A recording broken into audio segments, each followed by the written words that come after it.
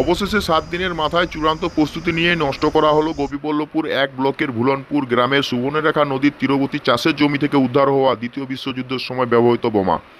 শুক্রবার দুপুরে ঝাড়গ্রাম জেলা পুলিশ ও গোপীবল্লভপুর থানার আধিকারিক এবং বম্ব স্কোয়াডের উপস্থিতিতে এয়ারফোর্সের পক্ষ থেকে ফাটানো হলো বোমাটি। ভুলনপুর নদী তীরবর্তী একটি বিস্তীর্ণ এলাকায় বালির বস্তা দিয়ে ঘিরে বিস্ফোরণ ঘটনা হয়।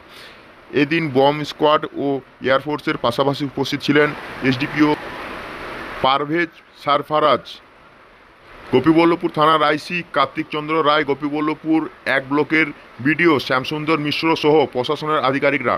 উল্লেখ্য, গত শনিবার সারিয়ার 4 নম্বর অঞ্চলের ভুলনপুর গ্রামে চাষের জমি থেকে উদ্ধার হয় দ্বিতীয় বিশ্বযুদ্ধের সময় ব্যবহৃত এই বিশাল আকার বোমা।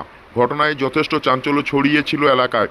পরে প্রশাসনের তরফে চূড়ান্ত সুরক্ষা বলয় তৈরি করে বোমা নষ্ট করা হয়। কি?